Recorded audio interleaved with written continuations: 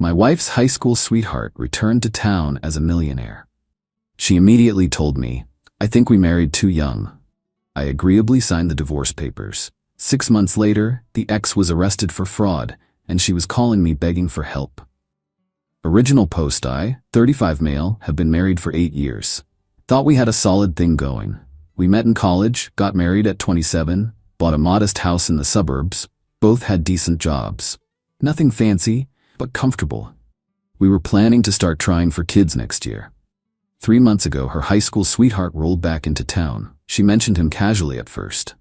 "Oh, my ex from high school just moved back. He's doing really well, apparently." Then it was coffee to catch up. Then it was he's taking me to lunch, just as friends, obviously. Then dinner. Then she started dressing different. Better perfume, new clothes I didn't recognize. I'm not stupid. I knew something was up, but here's the thing. I didn't panic. I just watched. 2 weeks ago, she came home from another friendly dinner and sat me down at our kitchen table. The one I'd refinished myself last year, spending weekends stripping the old varnish and applying new stain. "That detail matters later. We need to talk," she said. Classic opener. I put down my phone and gave her my full attention. "I've been doing a lot of thinking," she continued, "about us, about our marriage, and I think we married too young." I didn't say anything, just waited. We were 27. We hadn't experienced enough of life. We didn't know who we really were yet. And now I'm 35 and I'm realizing there's so much I missed out on. "Okay," I said. She blinked. "Okay? Yeah, if that's how you feel, okay?" She looked thrown off, like she'd expected me to fight her on it. "I think we should separate, maybe get divorced. I need to figure out who I am outside of this marriage." "Is this about your high school ex?" Her face flushed. "This isn't about him. This is about me, about us. We're not right anymore." "Cool, I'll call a lawyer tomorrow." Now she looked genuinely shocked. "You're not even gonna try to save this?" I looked at her. Really looked at her. "You're sitting here telling me you don't want to be married anymore. You've been going out with another dude for weeks. What exactly am I supposed to save? I just thought you'd care more." "I care enough to not drag this out. You want out, you're out. Simple." She got defensive then. "You're being incredibly cold about this. You want me to cry and beg? That's not happening. You made your choice. I'm respecting it." That conversation was on a Wednesday. By Friday, I'd contacted 3 divorce attorneys and picked one. My buddy who's been through this recommended a guy who's practical and doesn't drag things out unnecessarily. Filed no fault, agreed to split everything 50-50 to keep it moving fast. She moved out 2 weeks later, stayed with her parents while she figured things out. Yeah, right? I saw her Instagram story at some fancy restaurant that weekend. Her ex's watch was visible in the shot of them holding champagne glasses. The divorce moved quick because neither of us fought it. House went up for sale. We split our savings account down the middle. She got her car. I kept mine. No kids, no pets, just assets to divide. I did keep one thing though. That kitchen table I'd refinished. She didn't want it anyway, said it was too rustic for her new aesthetic. I also kept all my woodworking tools in the projects in the garage. She called them hobby junk. 1 month after she moved out, I saw her Facebook relationship status change to "in a relationship," tagged her ex. Comments were full of her friends congratulating them, saying they were meant to be and finally found your way back to each other. Her mom called me. "You're really not going to fight for her? She doesn't want to be fought for. She wants to be with him. I'm letting her." You're giving up too easily. Or I'm respecting her decision like an adult. Her mom huffed and hung up. The divorce finalized 6 weeks ago.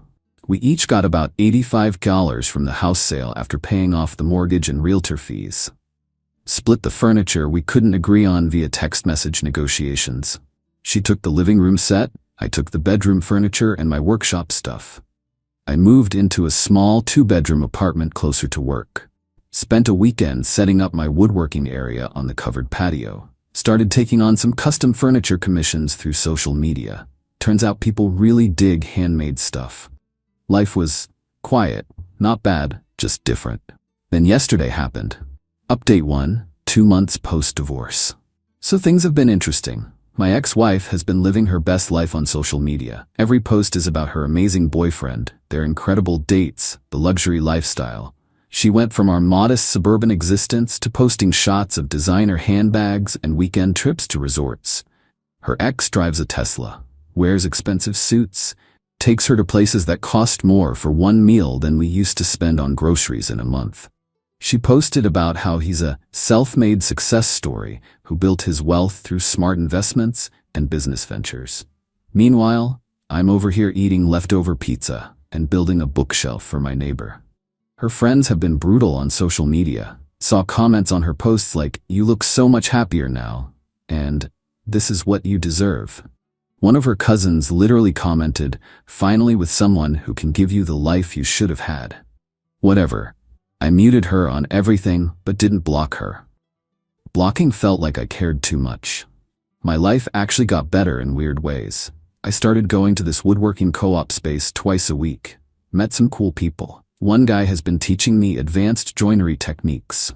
A woman there introduced me to her single sister last week, but I'm not ready for that yet. Just focusing on me.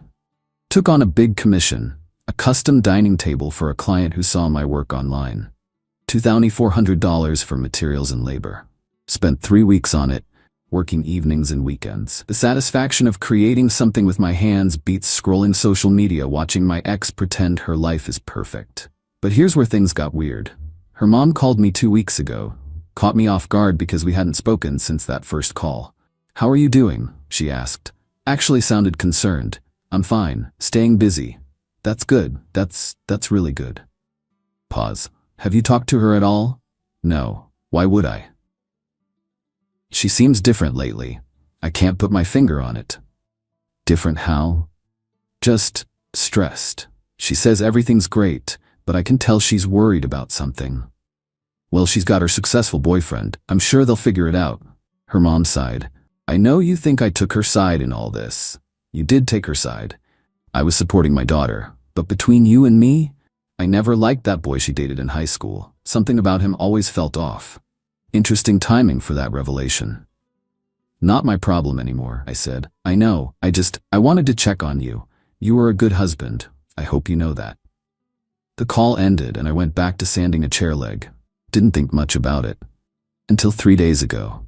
I was at the hardware store buying wood stain when I ran into one of her ex's former business partners. I know this because he saw me, did a double take, and walked over. "You're her ex-husband, right?" he asked. "Yeah?" "Dude, you dodged a bullet." Turns out her boyfriend's business ventures were sketchy as hell. This guy had partnered with him on a real estate investment thing that went sideways. Said he barely got his initial investment back, and the whole operation seemed borderline illegal. "I can't prove anything," he said, "but I'd bet money he's running some kind of scheme. Everything's smoke and mirrors. The cars, the clothes, the lifestyle, it's all leveraged to the max. Dude's probably drowning in debt but making it look good." I thanked him for the info and left. Didn't know what to do with it. Not my circus, not my monkeys anymore. Right? Finished my commission table. Client loved it, posted photos of the finished piece, and got 3 more inquiries. Apparently there's good money in custom furniture if you're decent at it. Life was actually pretty okay. Peaceful. Then yesterday morning, my phone rang at 6:45 a.m. Unknown number. Almost didn't answer. "Hello? It's me." My ex-wife's voice. Shaky. "Why are you calling from a random number?" My phone got shut off. I'm using my friend's phone. Red flag. "Okay? Can we meet? I need to talk to you about something important." "We're divorced. We don't have anything to talk about. Please, it's urgent. Just coffee. 1 hour." Something in her voice made me agree. Curiosity, maybe, or stupidity. We met at a diner near her parents' place. She looked rough, hair not done like usual, no makeup, wearing jeans and a hoodie instead of the designer stuff from her Instagram. She ordered coffee, didn't touch it. "What's going on?" I asked. "I made a mistake." "Of course, okay." With him, with the divorce, with everything. I sipped my coffee, waited. He's not who I thought he was. The business stuff, the money, it's not real. Most of it's borrowed or, I don't know, it's complicated. "So why tell me?" "Because I need help." And there it was. I gave him $50,000, she said quietly. I nearly spit out my coffee. "You what?" "For my half of the house sale. He said he had this amazing investment opportunity. Guaranteed returns. I'd double my money in 6 months. You gave your ex-boyfriend from high school $50,000. Based on what exactly? He showed me paperwork. It looked legitimate. He's been doing this for years. He knows what he's doing. Apparently not. Her hands were shaking. I can't get it back. He keeps saying it's tied up in the investment. It'll mature soon. Just be patient. But it's been 2 months and I need that money. I only have $35 left and rent is killing me. What rent? I thought you were living with him? She looked down. I was, but we had a fight about the money and I moved out, got my own place because I didn't want to seem desperate. The irony was incredible. So you spent the divorce settlement on a fancy apartment and a bad investment, and now you're broke. I'm not broke. I just need some of that money back to cover expenses until my next paycheck. Still not explaining why you called me. I thought maybe you could talk to him. Guy to guy, explain that I really need the money back. I actually laughed. Couldn't help it. You want me to help you get back the money you invested with your boyfriend who you left me for? He's not my boyfriend anymore. We broke up. Still not my problem. You were always good at talking to people. Reasonable. He might listen to you. No, please. I don't know what else to do. Here's a thought. Get a lawyer. If he took your money under false pretenses, that's fraud. I can't afford a lawyer right now. Then I guess you learned an expensive lesson about giving large sums of money to high school sweethearts who flash expensive watches. She started crying. Real tears, not manipulation tears. I could tell the difference. I know I screwed up. I know I hurt you. But I'm asking for help. And I'm saying no. I'm not getting involved in whatever mess you created with him. I stood up, put a 20 on the table for both our coffees. Lose this number, I said. We're done. Left her sitting there. Update 2. 3 weeks later, things escalated in ways I didn't see coming. After the diner meeting, she called me 6 more times from different numbers. I picked up the first 2, told her to stop calling, then started ignoring them. Finally sent one text. Contact me again, and I'm filing harassment charges. That bought me a week of silence. Then her mom called. Again. She's in trouble. Her mom said without preamble, real trouble, not my circus. She lost $50,000 to that scumbag. Did she tell you that? Yep. Also told me it's not my problem. She's your wife, ex-wife, very ex. She made a mistake. People make mistakes. Sure, and people face consequences. She chose to leave our marriage for this guy. She chose to invest her money with him. She chose all of it. I'm choosing to not get involved. You're being cruel. I'm being boundaried. There's a difference. Her mom tried the guilt trip angle for 10 more minutes before I ended the call. 2 days later, I got a Facebook message from my ex's best friend. We'd been friendly during the marriage, but I hadn't heard from her since the divorce. Hey, I know you probably don't want to hear from anyone in her circle, but I thought you should know what's really going on. Against my better judgment, I read on. Turns out it's worse than my ex let on. She didn't just invest $50,000 with her boyfriend. She also co-signed on a luxury car lease for him, $800 per month, put him on her credit cards as an authorized user, he racked up $15,000 in charges, and loaned him another $10 in cash for business expenses. Total damage, roughly $75, plus ongoing credit card debt. Her ex apparently pulled the same scam on 2 other women in the past year. Promise of investment returns, luxury lifestyle, then ghost when things get tight. He'd already moved on to some 23-year-old he met at a gym. She's completely destroyed financially, her friend wrote. Had to move back in with her parents, can barely make minimum payments on the credit cards. She's too proud to file bankruptcy, but that's where she's heading. I felt nothing. Not satisfaction, not pity, just nothing. Thanks for letting me know, I replied. But I can't help. She's not asking you to fix it. She just needs someone to talk to who understands financial stuff. You were always good with money. I'm good with money because I don't invest my life savings with con artists. Her friend went quiet after that. The weekend hit and I had plans to install custom shelving in my apartment. Bought some beautiful maple, had the whole thing designed. Therapeutic work. Sunday afternoon, my doorbell rang. Checked the peephole. My ex-wife, with her dad. I opened the door but didn't invite them in. We need to talk, her dad said. He'd always been the reasonable one in her family. About helping her fix this mess. No. Hear me out. I'm not asking you to give her money. I'm asking you to come with me to talk to this guy. Convince him to return at least some of what she gave him. Why would he listen to me? Because you're calm, logical. You can explain that what he did was wrong without it getting emotional. I almost closed the door, almost. What's in it for me, I asked. Her dad looked surprised. You'd be helping someone you cared about. Cared about? Past tense. She made it very clear we were done. My ex stepped forward.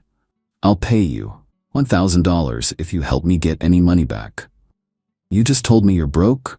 My dad will pay you. Her dad shot her a look but didn't deny it. Let me get this straight, I said. You want to pay me $1,000 to help you recover money that you invested with the guy you left me for, because you can't afford a lawyer to do this properly. Yes. The audacity was impressive. Here's my counteroffer. No. Her dad tried to negotiate. What if we make it $2,000? What if you respect my boundaries and leave? You know what? I was wrong about you, my ex snapped. I thought you were a good person, but you're just vindictive and petty. You're enjoying watching me suffer. I'm not watching you do anything. I'm living my life. You keep inserting yourself into it. I asked you for one thing. Just help me talk to him. And I said no, multiple times, in multiple ways. How many different ways do I need to say it? Her dad put his hand on her shoulder. Come on, this isn't working. They left. She was crying again. Her dad looked tired. I went back to my shelving project. 3 days later, my phone lit up with texts from numbers I didn't recognize. Her friends, her cousins, her coworkers. All saying basically the same thing. How can you be so heartless? She needs help and you're just being spiteful. You must have really hated her to act like this. I blocked every number and turned off message notifications from non-contacts. Then yesterday happened. I was at the woodworking co-op helping a newbie learn how to use a router when my phone started buzzing. My brother. I stepped outside to answer. Dude, are you watching the news? No, why?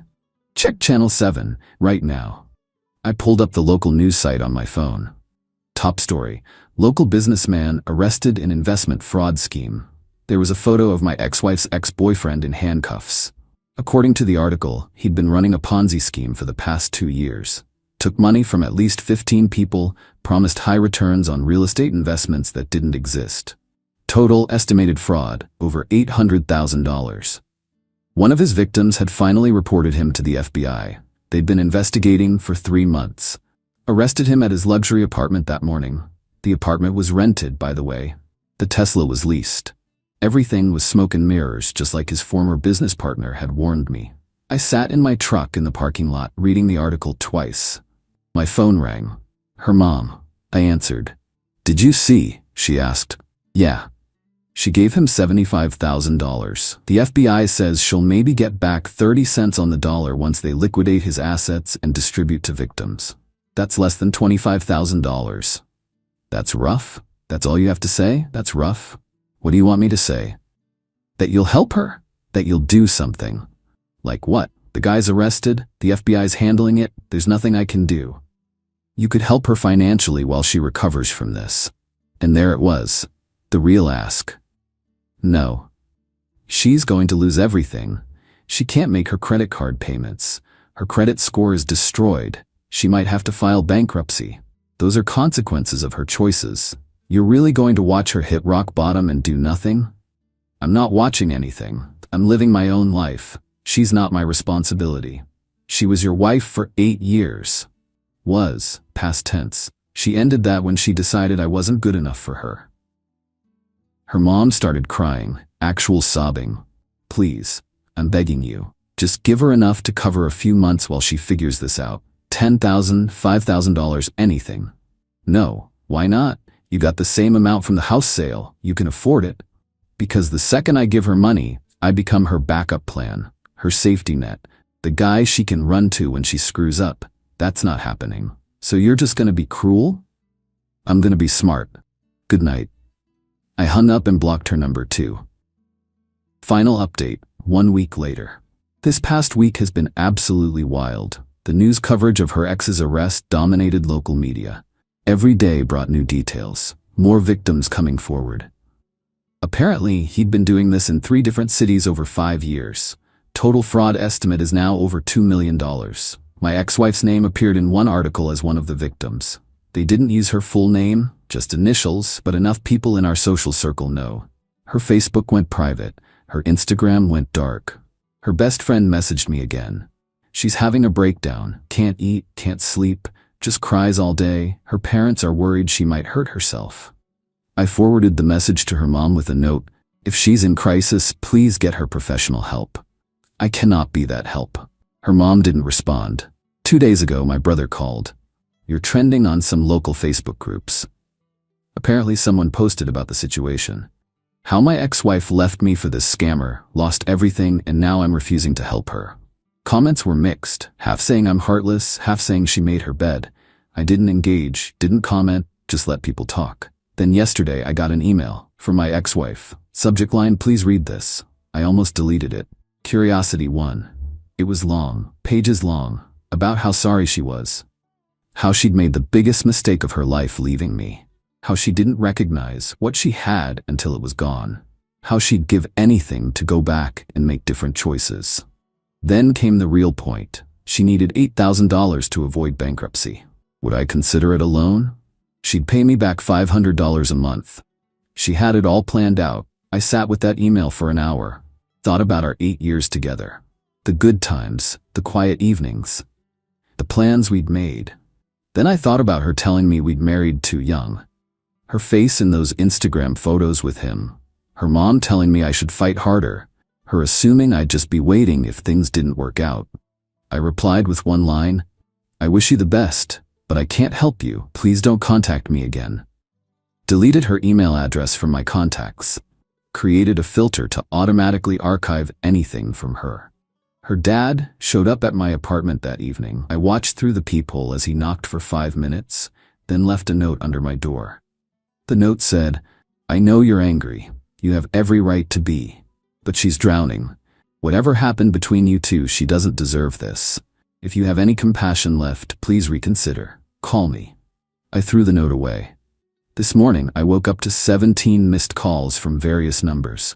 All people connected to her, trying one last coordinated push to get me to cave. I didn't listen to any voicemails, just blocked the numbers. Here's the thing everyone seems to miss. I'm not refusing to help because I'm bitter or want revenge. I'm refusing because helping her would be the worst thing I could do. She needs to face this. All of it. The financial devastation, the embarrassment, the consequences of trusting a con artist over her stable marriage. If I swoop in with money, she learns nothing. She just learns that she can blow up her life and someone will always clean up the mess. My therapist, I started seeing someone after the divorce, says I'm setting healthy boundaries, that I'm not responsible for fixing problems I didn't create. The woodworking co-op has been my refuge. I finished a commission for a coffee table this week, $1,800. Client wants me to build matching end tables next month. I'm booked out 6 weeks now. Started going to a board game night at a local cafe. Met some cool people who know nothing about my divorce drama. It's refreshing. Saw my ex's Instagram briefly before she went dark. Her last post was a quote about learning who your real friends are in hard times and discovering people's true colors. The irony was completely lost on her. Her mom left one final voicemail yesterday. "I hope you can live with yourself. I hope you're happy watching her suffer. I hope karma finds you." Honestly, I sleep fine. I'm not happy she's suffering, but I'm not responsible for it either. She chose to leave our marriage, chose to ignore red flags about her ex, chose to invest money she couldn't afford to lose, chose to get financially entangled with someone she barely knew. Those were her choices. The consequences are hers too. I'm just a guy who builds furniture now. Got a client meeting tomorrow about a custom desk. Another one asking about kitchen cabinets. Turns out there's decent money in this if you're good at it. Might start teaching beginner woodworking classes at the co-op. The owner's been asking me to consider it. Life's not perfect. Some days I miss being married, miss having someone to share dinner with, but I don't miss walking on eggshells.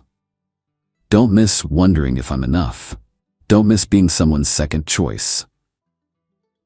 The house we shared sold to a young couple with a baby. They sent me a photo of the kitchen table I'd refinished, now in their dining room with a high chair pulled up to it.